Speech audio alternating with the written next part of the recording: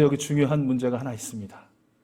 그것은 바로 그렇다면 성공이란 이 단어를 어떻게 정의할 것이냐라는 그런 문제입니다.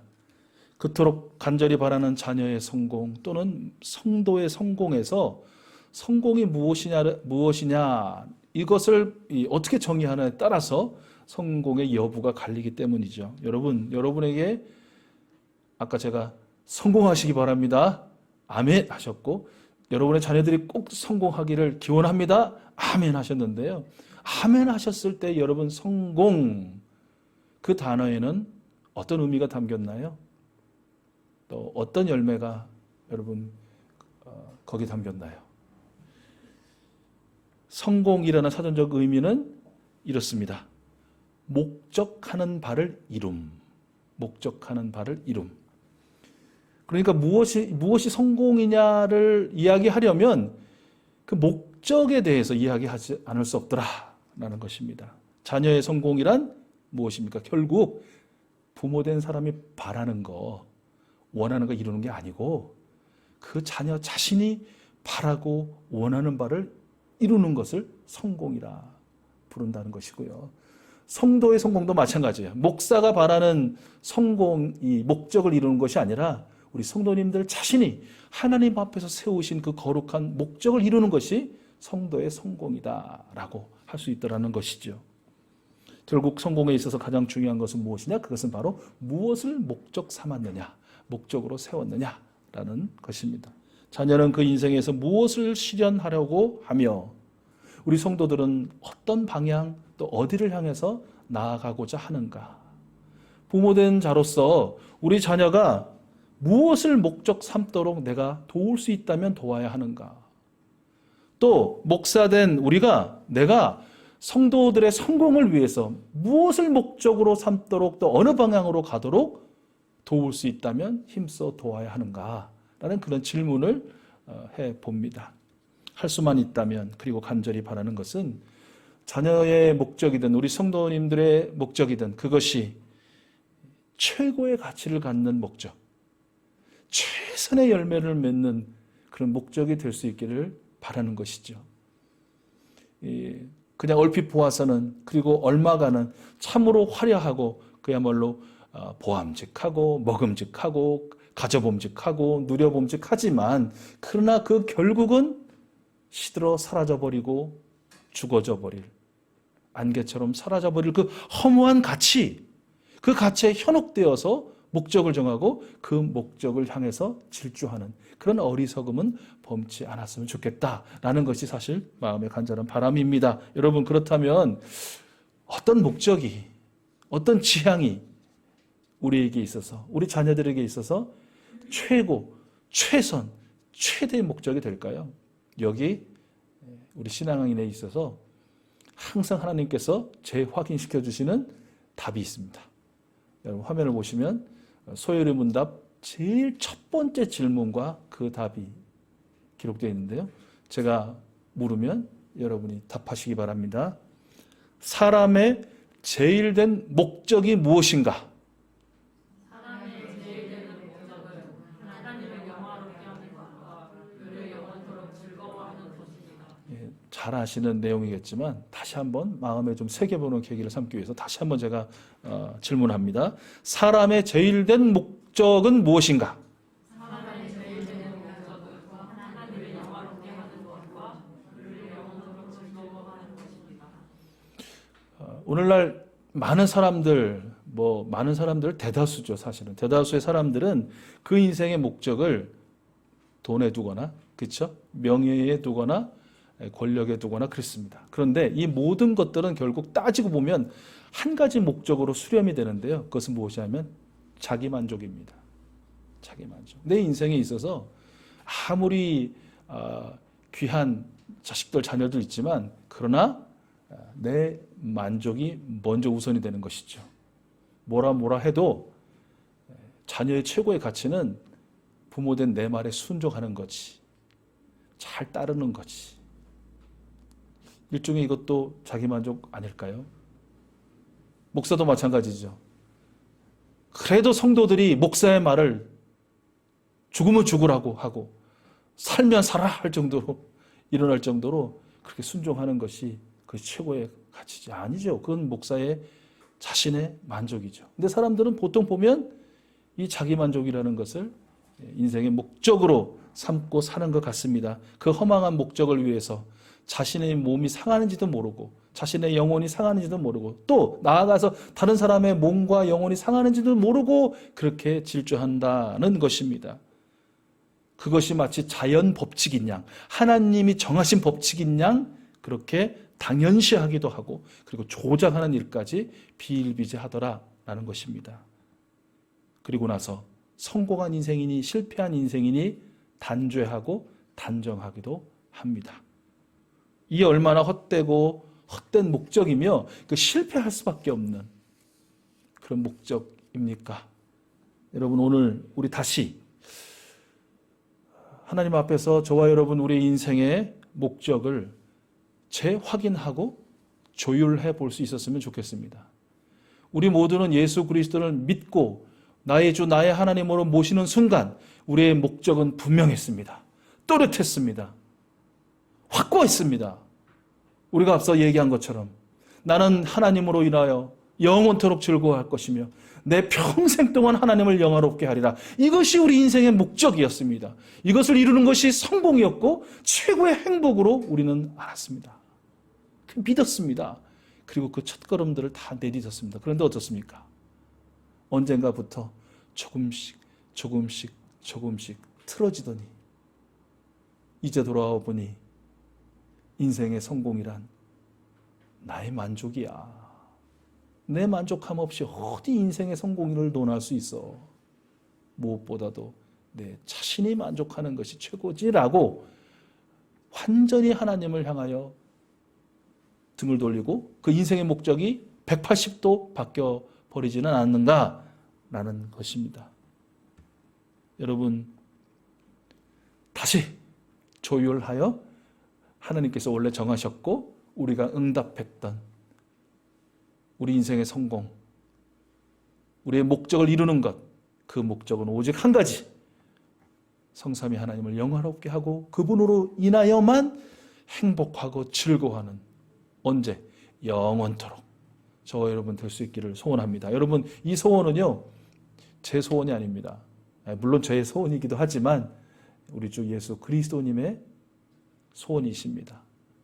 어쩌면 부모가 자녀의 성공을 바라는 정도가 있을 거 아닙니까? 그 강도, 그 진심, 그 정말 피 어린 소망, 또 목사가 성도들의 성공을 바라는 그 정도가 있을 것 아닙니까? 그런데 여러분 부모의 그 정도, 목사의 그 정도하고는 비교할 수 없을 만큼 우리 주 예수 그리스도께서 저와 여러분 우리의 성공을 바라고 계십니다. 오늘 주님께서는 본문을 통해서도 주님의 그 간곡한 마음을 저와 여러분 우리들에게 들려주고 계시는 것입니다. 그 날과 그 시각은 아무도 모른다. 오직 아버지만이 아신다. 그러므로 세 가지를 들려주십니다. 우리 한번 따라서 해보실까요? 명심하여라. 깨어 있어라. 준비하고 있어라. 오늘 이 세 구절을 좀 새기고 가셨으면 좋겠는데 다시 한번 명심하여라. 깨어 있어라. 준비하고 있어라. 여러분 아버지만이 아시는 그 날은 언제입니까? 예수 그리스도께서 재림하시는 그날이죠. 늘 말씀드리지만 예수 그리스도께서 역사 안으로 다시 재림하시는 날은 분명히 종말입니다. 마지막 날입니다. 그날입니다. 그때입니다. 그러나 우리 개인적으로는 하나님께서 정하신 그 생명이 다하는 그날 죽어서 하나님께 나아가는 날이 그날 그때가 될 것입니다. 또 그 시각은 어떤 시각입니까? 우리 인생의 성공이 최종적으로 결판나는 날입니다. 우리가 인생 살면서 성공하기도 하고 실패하기도 하죠. 실패하기도 하고 또 오뚜기처럼 일어나서 성공을 또 맛보기도 합니다. 그러나 인생 최종적인 성공 여부가 결판나는 날은 예수 그리스도님 다시 만나는 그날 우리가 하나님 앞에 서는 날이 될 것입니다. 어떤 사람은 하나님을 영화롭게 하고 하나님을 즐거워하는 인생으로 살아 성공의 상을 받을 것이고요. 어떤 사람은 자기 자신의 만족과 그것에 취해 살다가 하나님 앞에 서서 실패의 벌을 받게 될 것입니다. 그 시각은 바로 성공이냐 실패냐를 가르는 그러한 결판의 시간이라는 것 우리는 기억해야 할 것입니다. 그러면서 이제 그날과 그 시각을 맞이하면서 이 시간 그리고 이 세상을 살아가는 너희여 세 가지 꼭 기억하거라. 아까도 우리가 함께 복창했듯이 첫 번째는 명심하는 것입니다. 명심하는 것. 오늘 말씀해 보니까 무엇을 명심하라? 노아의 때를 명심해라. 그때도 수많은 하나님의 경고가 수많은 백성들에게 들렸지만 그들은 그것을 귀담아 듣지 아니하고 오히려 흘려보내고 여전히 먹고 마시고 즐기고 장가가고 시집가고 무엇입니까? 자기 만족을 인생의 목적으로 삼고 살다가 큰 홍수에 다 휩쓸려가는 그런 실패를 맛보지 않았냐? 그 실패의 벌을 받지 않았느냐? 이것을 명심하여라 라고 우리 주님께서 말씀해 주시는 것 같습니다. 여러분, 많은 사람들이요, 당신은 인생의 종말을 의식하며 사세요? 라고 하면 대부분은 다 의식하며 산다고 합니다. 어느 누가 나는 뭐 죽는 거 신경 안 써. 내 인생의 마지막 날이 뭐 어떻게 될 것인지 나는 생각 안 해. 이런 사람은 거의 없습니다. 내 인생의 마지막 날은 어떨까? 내가 정말 종말을 맞이하면 어떤 모습일까? 어떤 상황일까? 그것을 대하는 우리 자녀들과 내가 아는 사람들은 어떻게 나를 대할까? 한 번쯤은 다 생각을 하죠. 어디 한 번쯤입니까? 매일처럼 생각하시는 분도 계실 거예요. 근데 여러분 어떻습니까? 희한하게 종말을 의식하며 산다는 것에는 그렇다라고 말하지만 그럼 어떻게 사느냐? 그것 때문에 불안하게 사는 거예요. 항상 불안해요. 언제 죽을지 몰라서 불안하고 죽어서 당할 하나님의 심판이 두려워서 불안하고 두렵고 그리고 공포가 그 인생을 꽉 잡는 희한하죠. 종말을 의식하며 사는데 공포에 사로잡혀 오늘을 사는 그런 불행이 대다수의 사람들에게 있지 않는가라는 그런 생각을 하게 됩니다. 여러분 그러나 오늘 함께 예배하는 우리 기수 가족도 우리 예배자들 우리들에게는 그날이 어떤 날입니까? 그 종말이 어떤 날입니까? 말로만 들었던 상상만 했던 환상 속에 만났던 우리 주 예수 그리스도님을 얼굴과 얼굴을 대하듯 또렷하게 만나는 그 영광의 날인 줄로 믿습니다. 다시는 눈물이 없고 다시는 고통이 없고 다시는 어떤 질병도 없고 다시는 죽음도 없는 영원한 하나님 나라에 입장하는 날이 바로 우리에게 그날인 줄로 믿습니다. 그러니 그 날이 내가 이제 맞이할 것이라는 그런 마음으로 살아가니 오늘 힘이 나는 거죠. 그런 종말을 의식하고 그런 소망을 갖고 살면 아무 고난도 없고 힘듦도 없고 괴로움도 없고 그렇습니까? 아니죠. 똑같이 힘들죠. 어쩌면 더 힘들죠. 더 괴롭죠. 더 눈물 나는 때도 많고 더 가슴 치매 날들도 많고 고난도 많고 왜 그렇게 디딤돌보다는 거친 똠들이 많은지. 그런데 여러분 그럼에도 불구하고 내가 그 날의 주인공이 될 것이니까 힘을 내고 용기를 내고 믿음을 붙들고 나와 함께 하시는 예수님과 담대히 살아갈 수 있게 된다는 것이죠. 바로 저와 여러분 그 주인공들이고 저와 여러분들에게 그 날과 그 시각이 우리 앞에 다가오고 있음을 다가왔음을 명심하는 저와 여러분 될 수 있기를 소원합니다. 우리 예수님 말씀하십니다. 명심하고 깨어있어라라고 말씀하세요. 깨어있어라. 주님께서 어느 날에 오셔서 아까 제가 기억하기로는 이 말씀을 전에 한번 나눌 때 오늘 권사님께서 너무 두려운 말씀이다라고 하셨어요. 똑같이 밭에서 두 명이 일하는데 하나는 하나님께 불림을 받아 하나님 나라로 가는데 하나는 계속 거기 있다. 두 여성이 맷돌을 같이 돌리고 있는데 한 여성은 불림을 받고 하나님 나라 가는데 이 여성은 계속 맷돌만 돌리고 있다. 이런 것입니다. 지금 여기 우리 다 같이 예배하고 있는데 여기 있는 누구는 하나님께 불림을 받고 올라가는데 누구는 계속 여기 앉아 있다, 남아 있다. 이게 굉장히 두렵다. 그런 말씀을 하신 기억이 있습니다. 주님 뭐라고 말씀하십니까? 그런 일이 없도록 너희 모두는 깨어 있어라 말씀해 주세요. 깨어 있어서 무엇을 하라는 것입니까? 마태복음 25장 말씀 잘 기억하시죠? 신랑을 맞이할 신부가 그 기름을 준비하듯이 우리 주 예수 그리스도님 오시는 날 잘 맞이할 수 있도록 오늘 미리미리 준비하는 것.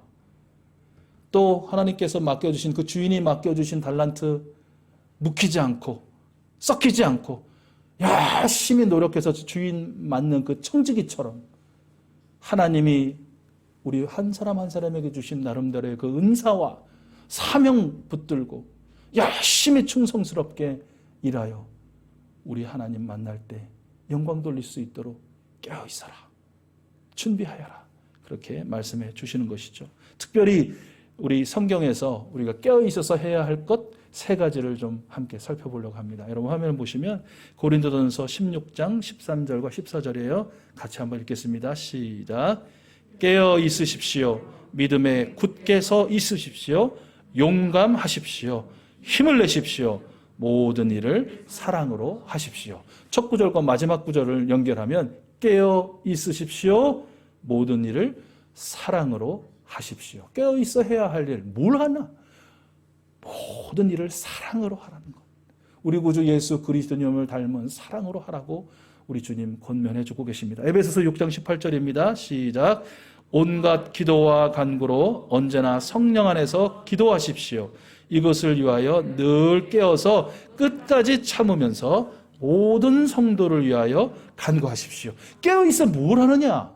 눈만 껌뻑껌뻑 하고 있는 게 깨어 있는 거냐? 아니래. 모든 성도를 위하여 끝까지 기도하십시오. 라고 우리 주님 권면합니다. 이게 마음에 드는 사람만 이렇게 뽑아가지고 내 중보 기도의 목록에 이렇게 쓰는 게 아니고 누구를 위해서요? 말씀 그대로 모든 성도를 위해서입니다. 모든 성도를 위해서. 세 번째는 데살로니가전서 5장 6절과 11절 하반절이에요. 우리 같이 읽겠습니다. 시작. 그러므로 우리는 다른 사람들처럼 잠자지 말고 깨어 있으며 정신을 차립시다. 여러분은 지금도 그렇게 하는 것과 같이 서로 격려하고 서로 덕을 세우십시오. 깨어 있어서 뭘 하라고요? 지금 그리 잘하고 있는 것처럼 서로 격려하고 서로에게 덕을 세우는 일에 힘쓰십시오. 라고 그렇게 권면하고 있습니다. 우리는 우리 주님의 우리 앞에 다가왔음을 명심하고 깨어있어 모든 일을 사랑으로 하고 모든 성도를 위하여 간구하고 서로 격려하고 서로 덕을 세워나가는 그 주인공들 되어야 할 줄로 믿습니다. 여러분이 그 주인공이 되시기를 바라고요. 세 번째 말씀해 주시는 것은 명심하고 이렇듯 깨어있고 그리고 준비하여라 입니다. 너희가 생각하지도 않은 시각에 인자가 나 예수 그리스도가 올 것이기 때문이다 라고 말씀하고 계시죠. 앞에서 말씀드린 것처럼 신랑을 맞이할 준비, 주인을 맞이할 준비 하고 있어라 라고 말씀하십니다. 이 어떻게 하는 게 또 준비하는 걸까를 묵상을 해봤는데 생각을 해봤는데요.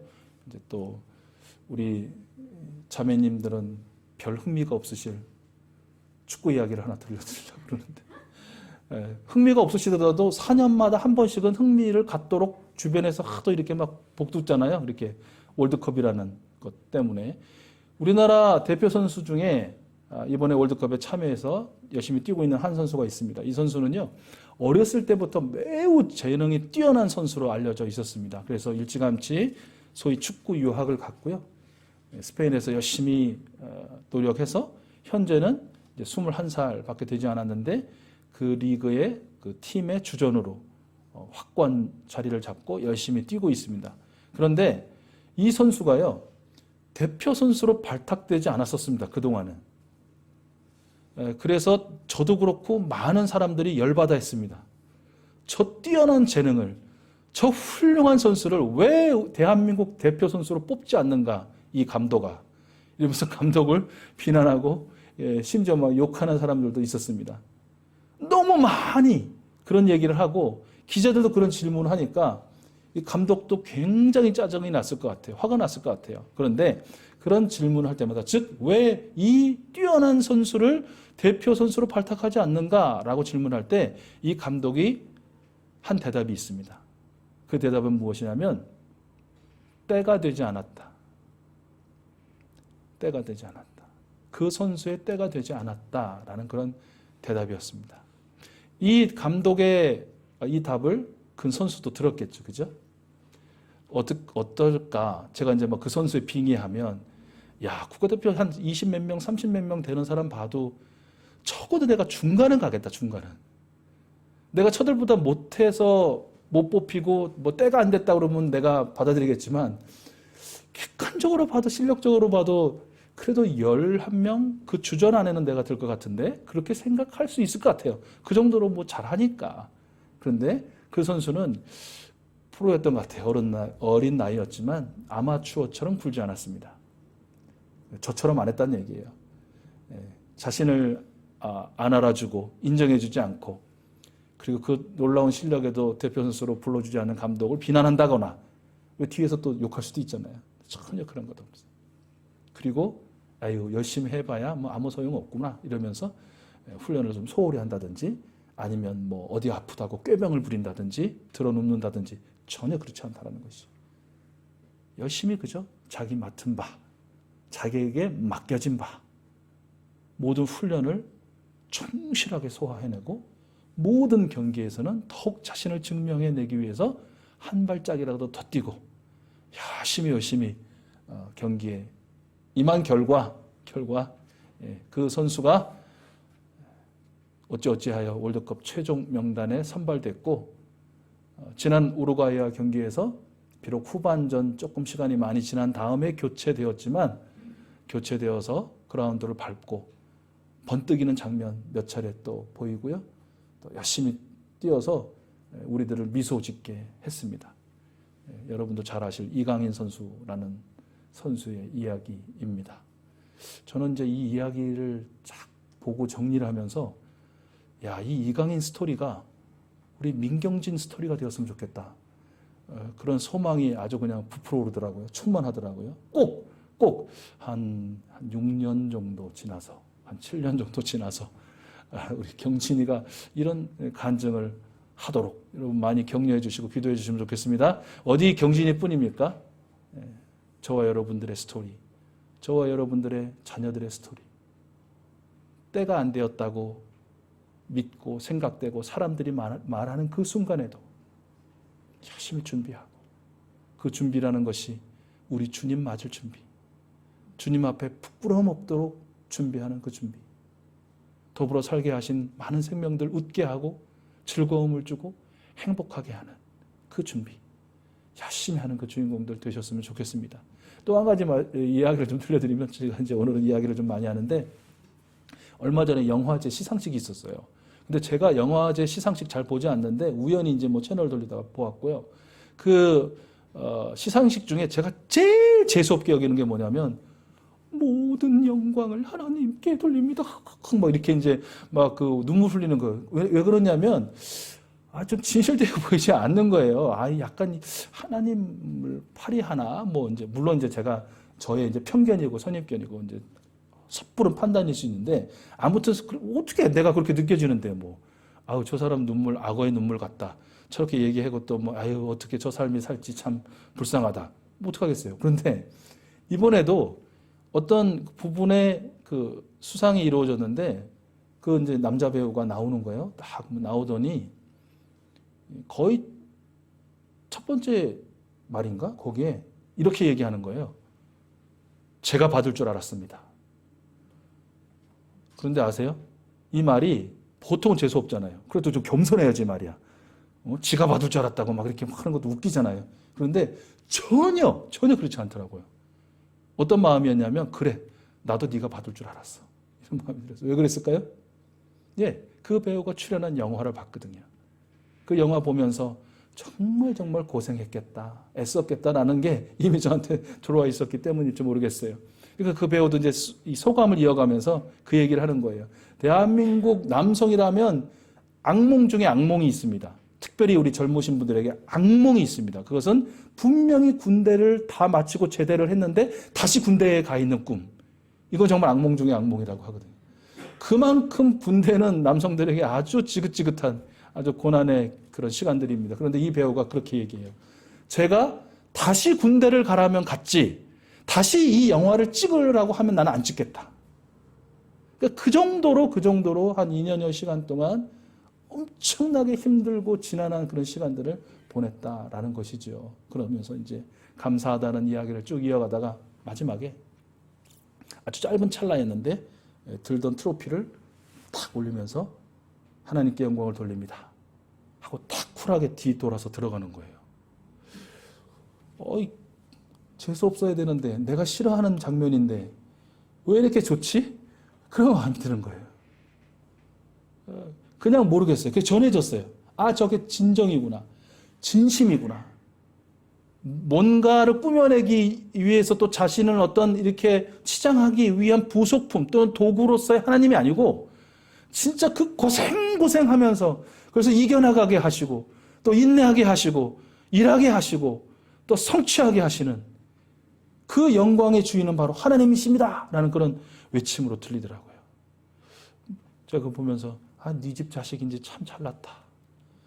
우리 익수수 가족들 자식들이 다 저 사람 같았으면 좋겠다. 그런 마음도 생기더라고요. 다 어떤 부분에서 트로피를 들고 정말 멋지게 진심으로 하나님께 영광을 돌립니다. 이런 모습. 근데 여러분 착각하거나 오해하지 마시기 바랍니다. 또 제가 이렇게 예를 들었다고 여러분과 여러분의 자녀들이 이강인이 되라. 그래야만 영광이다. 또는 뭐 변호환이 되라. 그래야만 영광이다. 아니에요. 제가 드린 말씀은 원리입니다. 원리. 성경적인 원리. 우리 예수님의 간곡하고 간절한 권면이고 경책입니다. 명심하시고 깨어 있으시고 준비하십시오. 오늘 교회력으로는 이제 새해가 시작되었습니다. 대림절 첫 번째 주일인데요. 한 해의 시작이라고 할 수 있습니다. 여러분 한 해의 시작인 오늘 한번 이렇게 되돌아보고 되짚어보고 결단해보면 어떨까요? 여러분 화면을 좀 보시면 오늘 말씀을 통해서 첫 번째는 우리가 또는 내가 생각하고 있던 성공이라는 것의 의미가 뭐였지? 그것은 정말 하나님 앞에서 바른 것이었나? 한번 되새겨보셨으면 좋겠고요. 또 성경의 핵심이라고 할 수 있는 인생의 목적.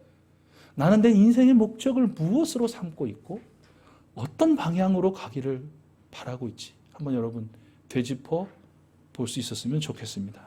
그리고 이것을 바탕으로 오늘 한 해, 오는 새해에 어떻게 하나님을 영원롭게 할지, 또 얼마나 하나님으로 인하여 영원히 즐거워할지 결단하시고 또 소망해 보시면 어떠시겠습니까?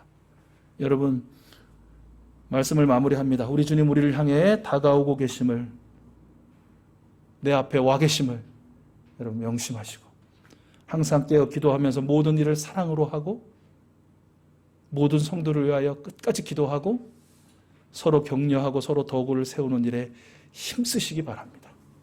그리하여 우리 인생의 성공 여부가 결판 날